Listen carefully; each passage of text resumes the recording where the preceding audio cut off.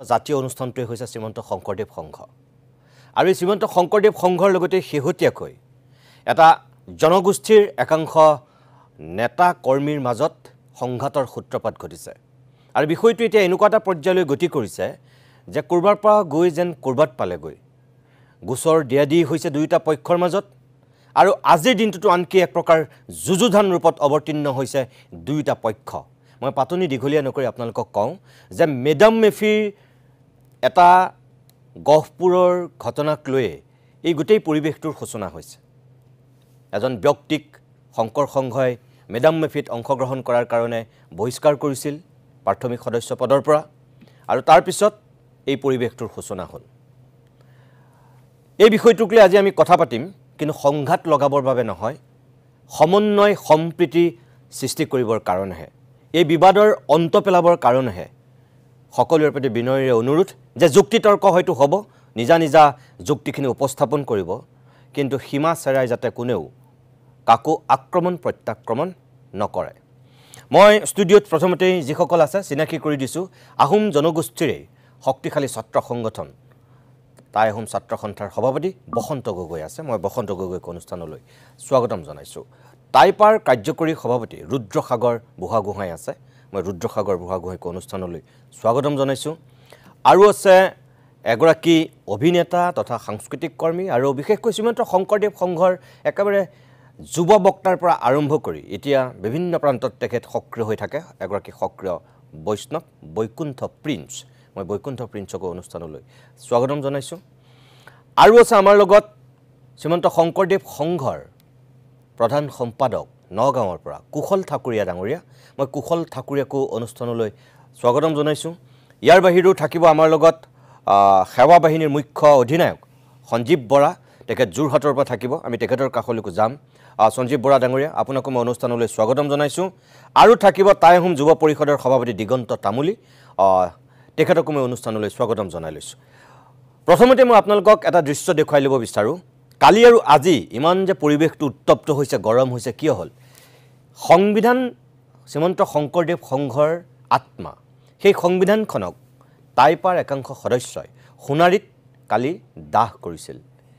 যিসকলে দেখা নাই অকণমান চাওক আপোনালোকে সেই ভিডিঅ'টো আমাৰ তাত আছে যিহেতু এইখন আছিল শ্ৰীমন্ত শংকৰদেৱ সংঘৰ সংবিধান আৰু একাংশই প্ৰতিবাদ কৰিছিল এয়া লিখা আছে সংবিধান দাহ শ্ৰীমন্ত শংকৰদেৱ সংঘৰ আৰু টাই আহোম যুৱ পৰিষদ টাইপাৰ উদ্যোগতেই এই কামটো কৰা হৈছিল তাৰপিছত আজি থানাই শ্ৰীমন্ত শংকৰদেৱ সংঘই টাইপাৰ বিৰুদ্ধে গোচৰ তৰিলে অসমৰ ইমূৰৰ পৰা সিমূৰলৈ সকলো শংকৰদেৱ সংঘৰ নেতা কৰ্মী ভক্ত সকলো ওলাই আহিল এয়া আজিৰ পৰিৱেশ এই মুহূৰ্তত যে আপোনালোকে দেখিছে এয়া ক'ৰবাত গোলাঘাট ক'ৰবাত যোৰহাট বা বিভিন্ন প্ৰান্তত আজি এই পৰিৱেশটোৰ সূচনা হ'ল তাৰপাছত টাইপায়ো সংবাদমেল সম্বোধন কৰিলে গুৱাহাটীতো আনকি সোণাৰী বা অসমৰ বিভিন্ন প্ৰান্তত তেখেতসকলৰ যিখিনি বক্তব্য মই আৰম্ভণিতে আপোনালোকক দেখুৱাই ল'ব বিচাৰোঁ যে শ্ৰীমন্ত শংকৰদেৱ সংঘৰ যিগৰাকী আমাৰ লগত আছে পোনপটীয়াকৈ কুশল ঠাকুৰীয়া তেখেতে সংবাদ মাধ্যমৰ আগত যোৱা কিছুদিন ধৰি সংঘৰ স্থিতি স্পষ্ট কৰি আছে যেটো ভুল বুলি কৈছে আৰু যিখিনি শুদ্ধ বুলি কৈ আছে এই বিষয়টোৰ ক্ষেত্ৰতো তেখেতৰ যেটো বক্তব্য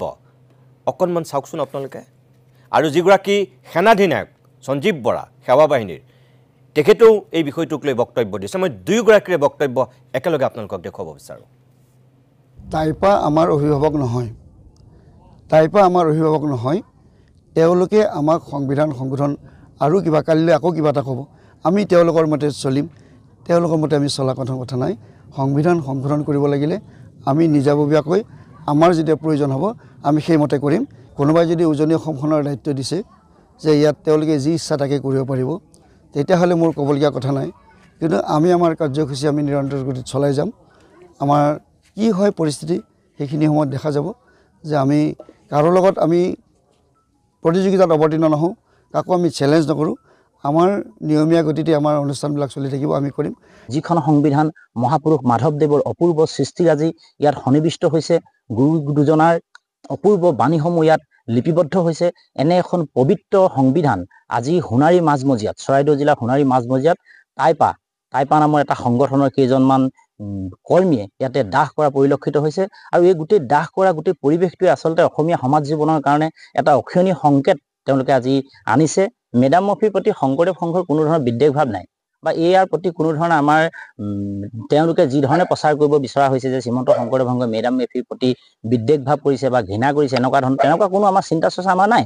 সকলো জাতি জনগোষ্ঠীক আমি মৰ্যাদা দিছোঁ, আমি সন্মান সহকাৰে তেওঁলোকক গ্ৰহণ কৰিছোঁ, কিন্তু সকলো অনুষ্ঠানে নিজৰ নিজৰ কিছুমান চিন্তা থাকে। গতিকে সেই চিন্তাৰে শ্ৰীমন্ত শংকৰদেৱ সংঘ আগবাঢ়িছে আৰু শ্ৰীমন্ত শংকৰদেৱ সংঘ সংবিধানত কিছু কথা স্পষ্টভাৱে উল্লেখ কৰা হৈছে যে এক ঈশ্বৰবাদ, এক শৰণ হৰিনাম ধৰ্মৰ বিপৰীতে অন্যান্য চিন্তা চৰ্চা যদি গুৰুজনাৰ আদৰ্শ পৰিপন্থী কিছুমান কাম হয়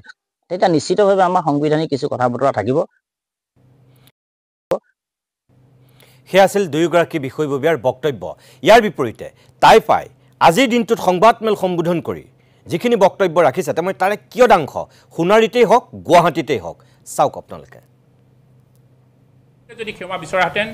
নিশ্চয় এই প্ৰতিলিপি সংবিধানৰ প্ৰতিলিপি দাহৰ দৰে কাৰ্যসূচী নিশ্চয় ৰূপায়ণ নহ'লহেঁতেন। অহংকাৰ কিন্তু মানুহৰ পতন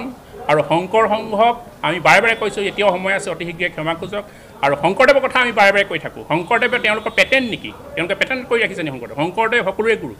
শংকৰদেৱৰ আদৰ্শ আমি সকলোৱে মানি চলোঁ আৰু শংকৰদেৱ প্ৰতিষ্ঠা কৰা নামঘৰত আমিও যাওঁ। নামঘৰত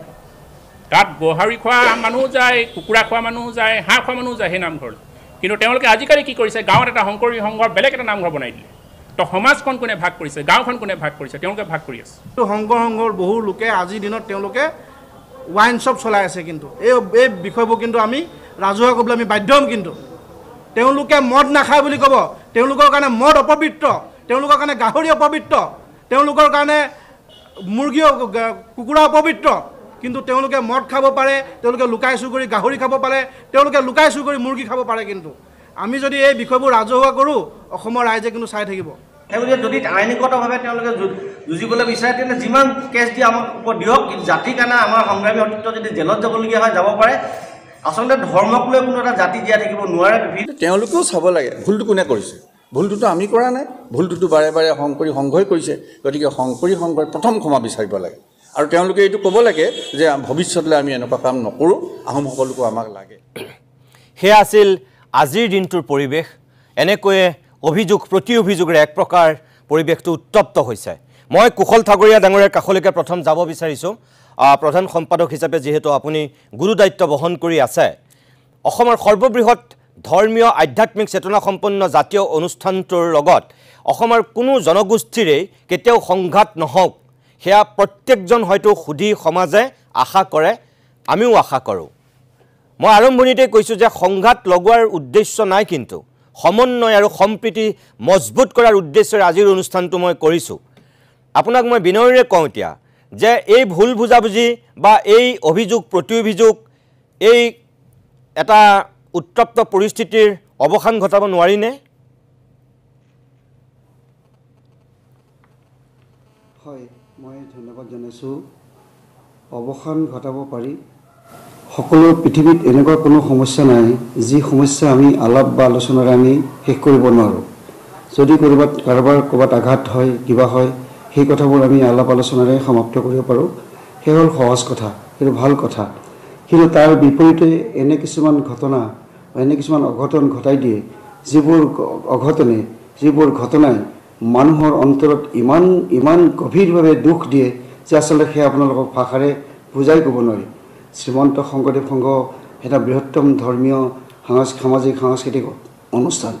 এই অনুষ্ঠানটোৱে ৯৪ বছৰ ধৰি জনসমাজত কাম কৰি আছে, এটা আধ্যাত্মিক পৰিৱেশ দিবৰ কাৰণে চেষ্টা কৰি আছে মহাপুৰুষ শংকৰদেৱ গুৰুজনাৰ আদৰ্শৰে। আমি এখন সমাজ পাতিছোঁ, এই সমাজখনৰ আমি এটা অনুষ্ঠান কৰিছোঁ। এই অনুষ্ঠানটোত এটা সকলো অনুষ্ঠানৰে থাকে, আমাৰ এই অনুষ্ঠানটোৰো এখন সংবিধান আছে, যাতে আমি অনুষ্ঠানটো বা আমাৰ লক্ষ্য আৰু উদ্দেশ্য খুব সুন্দৰভাৱে আগবঢ়াই লৈ যাব পাৰোঁ, আমাৰ কোনো বেমেজালি নোহোৱাকৈ যাতে লৈ যাব পাৰোঁ, তেনে চিন্তা চৰ্চাৰে আমাৰ অনুষ্ঠানটোৰ এখন সংবিধান কৰিছোঁ। সকলোৱে হয়তো এনেধৰণেৰে কৰে। যেতিয়া সেইখন সংবিধান সংঘৰ সংগীসকল সদস্যসকলৰ হিয়াৰ কুটুম আপোন সেইখনক যেতিয়া জ্বলাই দিব, জীৱন্তে শ্ৰীমন্ত শংকৰদেৱ সংঘৰ সদস্যসকলক জীৱন্তে জ্বলাই দিয়া হ'ল ৰাজপথত। এয়া তাতকৈ আৰু দুৰ্ভাগ্যজনক কথা পৃথিৱীত যে কিবা আছে মই নাজানো। আমাৰ কিমান মানুহে হিয়া ঢাকুৰি কান্দিছে। কি কথা আছিল বাৰু তাত? এনেধৰণৰ কথা আছিল নেকি যে সেইখন জ্বলাই দিলেহে তেওঁলোকে শান্তি পাব আৰু সেইখন জ্বলাই নিদিয়ালৈকে তেওঁলোকে অশান্তিত থাকিব আৰু কাৰোবাক বাধ্য কৰাব কাক বাধ্য কৰাব কওকচোন কাক বাধ্য কৰিবৰ কাৰণে এনেধৰণৰ কাম কৰিছে কিহৰ কাৰণে এনেধৰণৰ কথা আহিছে আমি কি শ্ৰীমন্ত শংকৰদেৱ সংঘৰ সংগী আমাৰ সংঘৰ যিখন সংবিধান এই সংবিধানখনক সন্মান জনায় এই সংবিধানখনক শ্ৰদ্ধা জনায় এই সংবিধানখনক মানিম বুলি শ্ৰদ্ধা জনাম বুলি শপত খাই পেলাই এই অনুষ্ঠানত সোমাইছে শপত খোৱাৰ পিছত যেতিয়া সেই সংবিধানৰ ভিত্তিৰে কোনোবাই কাম কৰিব তেওঁলোকৰ ওপৰত ব্যৱস্থা লোৱা হয় তাৰ মানে কোনো জাতিক কৰা নহয় কোনো জনগোষ্ঠীক তেনেকুৱা অপমান কৰা নহয় সেই ব্যক্তিজন যিদিনাই শ্ৰীমন্ত শংকৰদেৱ সংঘৰ ২৭টাকৈ জনগোষ্ঠীয় লোক ইয়াত সোমাই আছে বিভিন্ন জাতি জনগোষ্ঠীৰ লোক আছে সকলো জাতি জনগোষ্ঠীক আমি কেতিয়াও ভাগ কৰা নাই কেতিয়াও ভবা নাই যে এইটো অমুক জাতিৰ এইটো তমুক জাতি এইটো কোচ এইটো কলিতা এইটো আহোম এইটো অমুক এনেধৰণৰ আমি কেতিয়াও কৰা নাই শ্ৰীমন্ত শংকৰদেৱ সংঘৰ আওতালৈ অহাৰ লগে লগে শ্ৰীমন্ত শংকৰদেৱ সংঘৰ সংবিধানক সন্মান জনাই অহাৰ লগে লগে আমি এক হৈ পৰিলোঁ আমাৰ তাত মজদুৰ সকলো আমি একেই হৈ যাম যদি গুৰুজনাৰ আদৰ্শিত হয় বা সংঘত শৰণ লয় তেনেহ'লে আমি সকলো এক হৈ যাম আমি কেতিয়াও ভাগ নকৰোঁ তেনে ক্ষেত্ৰত তেখেতসকলে ক'ব খুজিছে যে আমি এটা অনুষ্ঠানক আমি অপমান কৰিছোঁ বুলি ক'ব খুজিছে আমি কোনো কাৰণে অপমান কৰা নাই সেইগৰাকী ব্যক্তিক ধৰিব লাগে আচলতে সেইগৰাকী ব্যক্তিক তেওঁলোকে ক'ব লাগিছিল যে আপুনি আহোম মানুহ হৈ পেলাই আপুনি কিয় তালৈ গৈছে তেওঁৰ ওপৰতহে ব্যৱস্থা ল'ব লাগিছিল শ্ৰীমন্ত শংকৰদেৱ সংঘৰ ওপৰত ব্যৱস্থা ল'ব নালাগিছিল কাৰণ শ্ৰীমন্ত শংকৰদেৱ সংঘই তেনেধৰণৰ কোনো কথা কোৱা নাই আমি মহাপুৰুষ শংকৰদেৱ গুৰুজনাৰ আদৰ্শৰে আমি শাস্ত্ৰীয় নিয়ম কৰা হৈছে সেই নীতিৰ ভিতৰত আমি সেই আওতাৰ নীতিৰ ভিতৰতে আমি থাকিবৰ কাৰণে চেষ্টা কৰি আছোঁ গতিকে আমি বহুত দুখ পাইছোঁ অত্যন্ত দুখজনক ঘটনা অত্যন্ত নিন্দাজনক ঘটনা যে এনে এটা বৃহত্তম ধৰ্মীয় অনুষ্ঠানৰ মূল যিখন সংবিধান যিখনক লৈ আমি শিৰত লৈ পেলাই আমি চলি আছোঁ শ্ৰীমন্ত শংকৰদেৱ সংঘৰ সংগীসকল চলি আছে সেইখনক জীৱন্তে জ্বলাই দিয়া হ'ল তাৰমানে আমি শ্ৰীমন্ত শংকৰদেৱ সংঘৰ সকলো মানুহকে জীৱন্তে জীয়াই জ্বলাই দিয়া হ'ল ৰাজপথত দুৰ্ভাগ্যজনক কথা গতিকে মই অনুৰোধ জনাইছোঁ আপোনালোকক আজি মই অনুৰোধ জনাইছোঁ এই বিষয়ে যাতে আৰু দীঘলীয়া কথা নহয় মই তেখেতসকলক অনুৰোধ জনাইছোঁ ঈশ্বৰে সুমতি দিয়ক সকলোৱে সুমতি দিয়ক সকলোৱে মিলিজুলি থাকক ইয়াত আৰু বাদ প্ৰতিবাদৰ কোনো কথা আহিব নালাগে বুলি মই সেৱা জনাইছোঁ হয় কৃষ্ণ আপুনি যিটো কথা ক'লে যে ২৭টাকৈ জনগোষ্ঠীয় লোকৰ প্ৰতিনিধিত্ব আছে আৰু আপুনি ক'লে যে তেখেত আহোম জনগোষ্ঠীৰ তেখেত আহিবই নালাগিছিলে তাৰমানে আপোনালোকৰতো তাত পদাধিকাৰো আহোম জনগোষ্ঠীৰ লোক পূৰ্বতে অধিষ্ঠিত হৈছে আহোম জনগোষ্ঠীৰ মানুহটো তাত থাকেই আপুনি যে সেই কথাটো ক'লে কিয়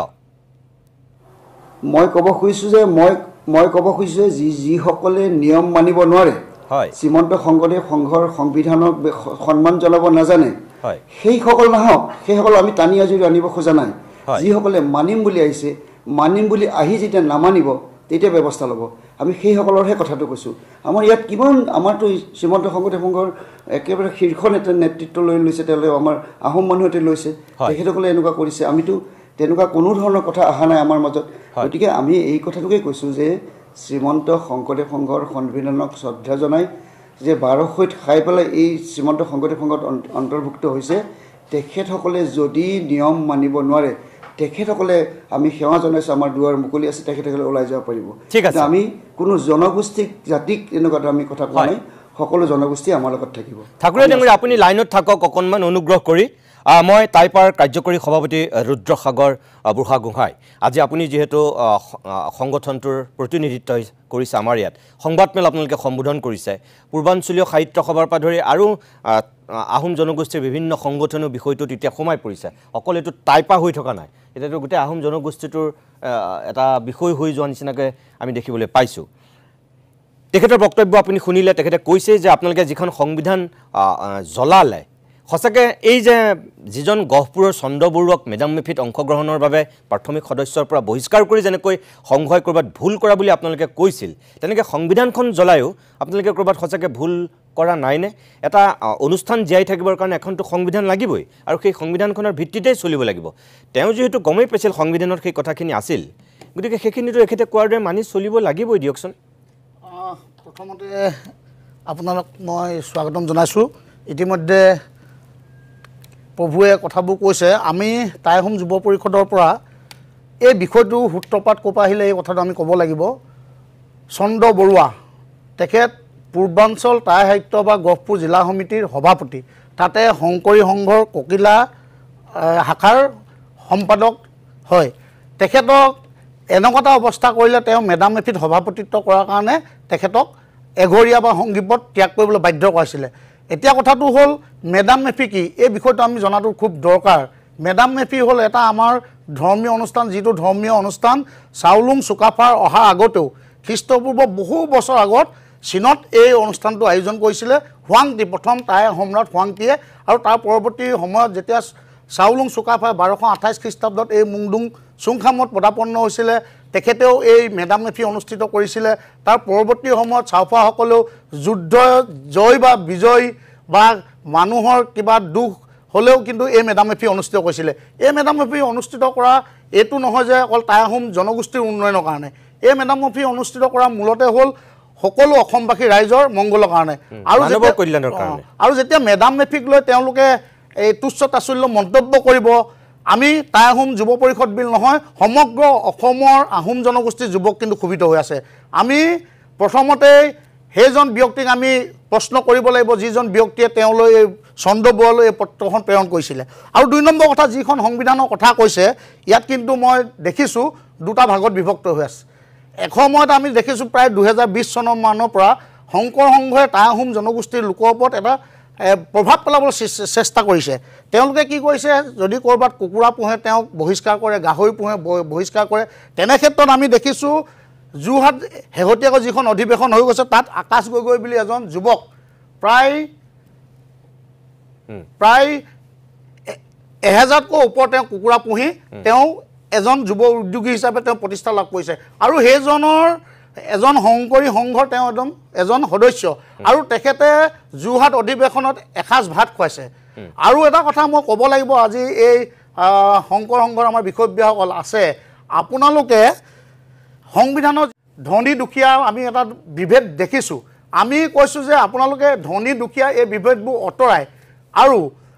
সকলো জাতি জনগোষ্ঠীক সমন্বয় ৰাখিবলৈ চেষ্টা কৰক। আজি টাই আহোমসকলৰ এই সংবিধানখন যিখন প্ৰতিলিপি দাহ কৰিছে তাত কিন্তু আমি টাই আহোম যুৱ পৰিষদৰ ক'ৰবাত নহয় ক'ৰবাত আমাৰ নিৰ্ভীক কোণত আমাৰ অলপ দুখ লাগিছে, নলগা কথাটো নহয়। কিন্তু আমাৰ সংগ্ৰামী সতীৰ্থসকলে কিয় কৰিব লগা হৈছে, এই বিষয়টো যদি আজি 2-3 দিনৰ আগতে যদি সমাধান হৈ যোৱা হয়তো এই বিষয়টো ইমান ডাঙৰ নহয়। তাৰমানে আপুনি ক'ব বিচাৰিছে যে আপোনালোকৰ ফালৰ পৰা যিহেতু কৈ থকা হৈছিল, আপোনালোকৰ সভাপতিয়েও কৈছিল যে এই কামটোৰ কাৰণে ক্ষমা খোজক আৰু দৰকাৰ হ'লে সংবিধানখন সংশোধন কৰক। সংবিধানখনটো এনেকুৱা নহয় যে সংশোধন কৰিব নোৱাৰে, আপোনালোকে সেইটো কথা কৈ আছিল। গতিকে তেখেতসকলে যিহেতু সংবিধানৰ দোহাই দি এই কথাখিনি ক'লে বা আজিও কুশল ঠাকুৰে কৈছে যে আপোনালোকৰ কথা শুনি সংবিধান কিয় সংশোধন কৰিব, তেওঁলোকেতো নিজৰ এটা তেওঁলোকৰ অনুষ্ঠান যেনেকৈ পৰিচালিত হৈছে তেওঁলোকৰ অনুষ্ঠানৰ ভিতৰুৱা সিদ্ধান্ত, সেইটো কাৰোবাৰ হেঁচাত কেতিয়াও সংবিধান সংশোধন কৰা নাযাব। আপোনালোকে সেই তাৰ খঙতে সংবিধানখন জ্বলাই দিলে। নহয়, সংবিধানৰ প্ৰতিলিপি আমি দাহ কৰিছে। আৰু এটা কথা মই ক'ব বিচাৰিছোঁ, হয় ঠাকুৰে মই যাম, শংকৰদেৱৰ জন্ম হৈছে 1449 চনত আৰু তেখেতে 1490 চনৰ পৰা 1930 চনলৈ শংকৰদেৱৰ নামত অসমৰ প্ৰত্যেকটো জাতি জনগোষ্ঠীয়ে শংকৰদেৱক শ্ৰদ্ধা কৰি আহিছে, এতিয়াও কৰিছে আৰু ভৱিষ্যত দিনতো কৰিব। কিন্তু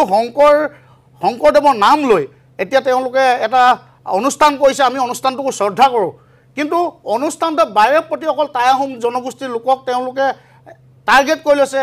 আমাৰ যি বিবাহ বাৰ্ষিক বা যোনটো আমাৰ চকলং বিয়া অনুষ্ঠিত হয়, সেই বিয়াটো তেওঁলোকে বিয়া খাবলৈ যোৱাৰ কাৰণে মানুহক এঘৰীয়া কৰিছে। তেতিয়া সেই শংকৰী সংঘৰ পদাধিকাৰী আছিলে কমলাকান্ত গগৈ, আমাৰ টাই আহোম জনগোষ্ঠীৰ। তেখেতৰ লগত আমি সোণাইত আলোচনাত মিলিত হৈছোঁ আৰু তেওঁলোকে প্ৰতিশ্ৰুতিবদ্ধ হৈছিলে যে ভৱিষ্যত দিনত টাই আহোম জনগোষ্ঠীৰ লগত আমি কোনো এনেকুৱা তুচ্ছ তাচ্ছল্য মন্তব্য নকৰোঁ। পুনৰবাৰ এনেকুৱা তুচ্ছ তাচ্ছল্য মন্তব্য কৰাৰ কাৰণে টাই আহোম জনগোষ্ঠীৰ যুৱকসকল, টাই আহোম জনগোষ্ঠীৰ লোকসকল কিন্তু ক্ষোভিত আছে। আৰু এই কথাখিনি যদি সোনকালে যদি শেষ নকৰে পৰৱৰ্তী সময়ত কিন্তু ইয়াৰ প্ৰত্যুত্তৰ টাই আহোম যুৱ পৰিষদ নহয়, টাই আহোম জনগোষ্ঠীৰ লোকে দিবলৈ কিন্তু সাজু হৈ আছে। ঠিক আছে বাৰু, মই ধন্যবাদ জনাইছোঁ আপোনাক। বাকীসকলৰ কাষলৈ আহিম। দুগৰাকীৰ বক্তব্য আপোনালোকে শুনিছে। মই পুনৰ কৈছোঁ যে শ্ৰীমন্ত শংকৰদেৱ সংঘৰো 3গৰাকী বিশেষ ব্যক্তিক আমি অতিথি কৰিছোঁ আৰু আহোম জনগোষ্ঠীৰো 3টা সংগঠনৰ 3গৰাকী নেতাক আমি আজিৰ অভিমতৰ অতিথি কৰিছোঁ। সভাপতি আৰু এই গোটেই বিষয়টো এতিয়া স্পৰ্শকাতৰ হৈ গৈছেগৈ, তেখেতসকলৰ বক্তব্যও আপুনি শুনিছে। এটা নেতৃস্থানীয় সংগঠনৰ আপুনি নেতৃত্ব বহন কৰা ব্যক্তি হিচাপে ইয়াৰ আমি পৰিত্ৰাণৰ পথ বিচাৰিছোঁ আপোনাৰ পৰা সংঘাত নহয় আপোনাৰ বক্তব্য কি হ'ব কালি যিটো শ্ৰীমন্ত শংকৰদেৱ সংঘৰ সংবিধান দাহৰ ঘটনাটোৰ পৰা যিখিনি পৰিস্থিতি যোৱাকালিৰ পৰা উদ্ভৱ হৈছে এই কথাবিলাক এদিনীয়া কথা নহয় কাৰণ ইয়াৰ দীৰ্ঘদিনীয়া পুঞ্জীভূত ক্ষোভৰ বহিঃপ্ৰকাশ কালি হৈছে আমি ক'ব বিচৰা নাই যে যোৱাকালি কৰা প্ৰতিবাদৰ ভাষাটো সঠিক আছিল বা কোনো সংগঠনৰ সংবিধান জ্বলোৱা কাৰ্যটো আদৰণীয় এই কথাটো আমি ক'বলৈ যোৱা নাই কিন্তু আমি এইটো কিয় হ'বলৈ পালে এই কথাটো যদি আমি চাওঁ তাত মানে এটা তাত পুঞ্জীভূত ক্ষোভ আছে আৰু ৰাইজতকৈ কোনো অনুষ্ঠান ডাঙৰ হ'ব নোৱাৰে আৰু অসমৰ যিটো আমাৰ পৰিৱেশ অসমৰ যিটো আপুনি যদি চাই অসমত ধৰ্মীয় গোড়ামী কোনো স্থান নাই যি ধৰ্মীয় নহওক আৰু এই পৰিৱেশটো তাহানি স্বৰ্গদেউসকলৰ দিনত গঢ় লৈ উঠা আৰু যাৰ কাৰণে আমি ইয়াৰ মানুহে মিলি পেলাই আমি বিদেশী আগ্ৰাসী শক্তিবিলাকক আমি পৰাভূত কৰিব পাৰিছিলোঁ আৰু সেই আপুনি যদি চাই সেই তুৰ্বকৰ ৰণৰ সময়ৰ পৰা শৰাইঘাটৰ ৰণলৈকে যদি চাই এই বহি শক্তিবিলাকক যদি বাধা দিয়া নগ'লহেঁতেন তেতিয়াহ'লে হয়তো আমাৰ অসমত বৰ্তমানৰ ধৰ্মীয় পৰিৱেশৰ চৰ্চাটো কোন দিশে গ'লহেঁতেন সেইটো কোৱাটো টান হয়তো বৃহত্তৰ বাংলাদেশেও হয়তো অসম অন্তৰ্ভুক্ত হ'বলগীয়া হ'লহেঁতেন আৰু আমি যদি চাওঁ তাহানিতে মহাপুৰুষজনে যিখিনি ধৰ্ম বাণী বিলাই থৈ গ'ল সেই ধৰ্ম লৈ সেই কীৰ্তন বা সেই যিবিলাক ধৰ্মপুথি লৈয়ে অসমত ধৰ্ম চৰ্চা হৈ থাকিল 1930 চনৰ আগলৈকে কি শংকৰদেৱৰ নীতি আদৰ্শ অসমীয়া ৰাইজে পালন কৰা নাই নেকি অসমৰ প্ৰত্যেকটো নামঘৰে য'তে নামঘৰ আছে প্ৰত্যেক গাঁৱতে আজি তাৰিখত যদিও আহোমসকলে এটা উদাৰ ধৰ্মীয় দৃষ্টিভংগী লয় আহোমসকলে বিভিন্ন ধৰ্মত লয় বা মহাপুৰুষীয় ধৰ্মৰ যথেষ্ট আহোম মানুহে লৈছে আৰু ঠিক অনুপাতে শংকৰদেৱ সংঘ সদস্য পদ বহুতে লৈছে কিন্তু শংকৰদেৱ সংঘ সদস্য পদ নোলোৱাও বহুত আহোম গাঁও আছে বা অন্যান্য জনগোষ্ঠী গাঁও আছে প্ৰত্যেকটো নামঘৰত কি শংকৰদেৱৰ আদৰ্শ আজি তাৰিখত পালন কৰা হোৱা নাই নেকি তো গতিকে এই কথাটো যদি আমি চাওঁ আৰু ভাৰতীয় সংবিধানে সকলোকে নিজৰ ধৰ্ম পালনৰ এটা অধিকাৰ দিছে তাৰ পাছত এটা বেলেগ সংগঠনৰ প্ৰত্যেকটো সংগঠনৰ সংবিধানৰ মৰ্যাদাটো আমি চাবলৈ গ'লে সেই দিশৰ পৰা শংকৰদেৱ সংঘৰ অধিৱেশন সংবিধানখনৰ মানে একে একো পৃথক একো নাই সেইটো ফালৰ পৰা আমিও ক'ম যে আমাৰ টাইপাৰ সংবিধানৰ দৰে সেইখনো এখন সংবিধান কিন্তু এই সংবিধানখনে আমাৰ টাইপাৰ সংবিধানে কিন্তু কোনো ধৰ্ম মানে প্ৰচাৰ প্ৰসাৰত বাধা দিয়া বা তেনেকুৱা ধৰণৰ কথা কোৱা নাই বা নিৰ্দিষ্ট আমাৰ টাই আহোমৰ বোলে ফুৰালুং ব্যক্তি স্বাধীনতাত হাত দিয়া নাই সেইটোৱে ক'ব বিচাৰিছে ধৰ্মীয় বিশ্বাসত হাত দিয়া যিটো আমাক ভাৰতবৰ্ষৰ সংবিধানে আমাক যিটো প্ৰদান কৰিছে গতিকে সেই কথাটোত এটা সংঘাত আৰম্ভ হৈছে প্ৰকৃততে আৰু দ্বিতীয়তে এই যে ধাৰাবাহিকভাৱে হৈ আহিছে শেহতীয়াকৈ আজি প্ৰায় 3টা বছৰ আগতে চকলঙক লৈ যিটো ঘটনা ঘটিলে চকলঙলৈ যোৱাৰ কাৰণে চকলং বিয়া পতাটো বাদেই সেই চকলং বিয়াৰ খাবলৈ মানে যিসকল আত্মীয়ৰ চকলং বিয়া খাবলৈ যাওঁতে বহিষ্কাৰ হ'বলগীয়া হ'ল এই যে যিটো ধাৰাবাহিক আক্ৰমণ সেইটোহে আজি তাৰিখত বহিঃপ্ৰকাশ হৈছে আৰু এটা কথা বৰ ডাঙৰ কথা এটা ক'লে আমাৰ সংঘৰ যিজন প্ৰধান সম্পাদকে তেখেতে ক'লে যে যদি তেখেতসকলে আহোমসকলে মানিব নিবিচাৰে তেতিয়াহ'লে তেখেতসকল ওলাই যাব পাৰে সেই কথাটো আচলতে এনেধৰণৰ যদি আগ্ৰাসী কথা হয় তেতিয়াহ'লে আমি এটা বিচাৰিছোঁ আজি তাৰিখত 55 লাখ আহোমৰ এটা যথেষ্ট শক্তিশালী এটা পাৰ্চেণ্টেজ আজি তাৰিখত আমাৰ শংকৰদেৱ সংঘত আছে গতিকে আমি সকলোখিনি লৈয়ে দুই এজন হয়তো আহোম খ্ৰীষ্টান ধৰ্মতো আছে দুই এজন আহোম ভকতীয়া ভিতৰপকীয়া বাহিৰপকীয়া বিভিন্ন পন্থাত আছে আমি আহোমসকলে সদায় এটা ধৰ্মীয় উদাৰ দৃষ্টিভংগী লৈ আহিছোঁ গতিকে এই ধৰ্মীয় উদাৰ দৃষ্টিভংগী ল'বলৈ যাওঁতে আমাৰ মানুহে বিভিন্ন স্থানলৈ যাব পাৰে আমাৰ মানে কোনো অস্পৃশ্যতা নাই চুলে মানে জাত যোৱা বা খালে জাত যোৱা ধৰণৰ ব্যৱস্থা আহোমৰ মাজত নাই সেইকাৰণে সকলো দিশলৈ আহোমে উদাৰ দৃষ্টিভংগীয়ে যায় যদি আজি সেই কথাটো যদি কৈ দিয়া হয় যে আহোমসকলে যদি নেমানে তেওঁলোক ওলাই যাব লাগে তো তেতিয়াহ'লে দীৰ্ঘদিন ধৰি আমাৰ যিবিলাক লাখ লাখ আহোমৰ লোকে সদস্য পদ লৈ ইয়ালৈ সেৱক হিচাপে তেখেতসকলৰ ভাষাৰে ক'বলৈ যিটো সংগী বা সেৱক সেই সেৱা আগবঢ়াই থকা মানুহবিলাকক এই সেৱকসকলক যদি তেওঁলোকে ভিতৰ দৰে আচৰণ কৰিবলৈ বিচাৰে ভিতৰ দৰে যদি ৰাখিবলৈ বিচাৰে তেতিয়াহ'লে নিশ্চয় আমাৰ আহোম মানুহখিনিয়ে তাত নিশ্চয় এটা সিদ্ধান্ত নিশ্চয় গ্ৰহণ কৰিব লাগিব আৰু এইটো বহলভাৱে আমি সংঘাত বিচৰা নাই কাৰণ অসমখনৰ আমি মানুহ 3 লাখ অসমীয়া মানুহ আছো বিশ্বত এই 3 লাখ মানুহে 3 কোটি মানুহ ক্ষমা কৰিব 3 কোটি মানুহ আছো এই এমুঠিমান আমাৰ অসমীয়া মানুহৰ মাজত যদি এইবিলাক বিভাজন হৈ থাকে যিটো সংকটৰ মুহূৰ্তত অসমীয়া মানুহ আহি পৰিছে এই ক্ষেত্ৰত কিন্তু জাতি গঠন প্ৰক্ৰিয়া পাতনি মেলতা স্বৰ্গদেউ চাউলুং চুকাফাৰ পৰিণতি হিচাপে আমি নিবিচাৰোঁ আৰু অসমখন সদায় শক্তিশালী আৰু এক হৈ থকাটো আমি বিচাৰোঁ আৰু যিটো আদৰ্শ আমাৰ মহাপুৰুষ গুৰুজনাই দেখাই থৈ গৈছে এতিয়া শংকৰদেৱ সংঘই গুৰুজনাৰ বাণী আওকাণ কৰি গুৰুজনাৰ আদৰ্শত আঘাত কৰাৰ কথাটো তেওঁলোকে কৈ থাকে গুৰুজনাই এনেধৰণে সমাজত ভেদ কোৱাৰ কাৰণে বাণী বিলাই থৈ গৈছে নেকি কেতিয়াও যোৱা নাই গুৰুজনাই কি কৰি থৈ গৈছে যে কুকুৰৰ চিগালৰ গদৰভোৰ আত্মাৰাম জানিয়া পৰি সবাকো কৰিবা প্ৰণাম গতিকে সেই সম্পূৰ্ণ বিপৰীত দিশে গৈছে আৰু শংকৰদেৱ সংঘই শংকৰদেৱৰ তেখেতসকলৰ শংকৰদেৱৰ যিখিনি প্ৰচাৰিত বাণী সেই বাণীখিনি অকল তেওঁলোকেই মানে আগবঢ়াই নিয়া নাই অসমৰ লাখ লাখ প্ৰত্যেকখন গাঁৱত থকা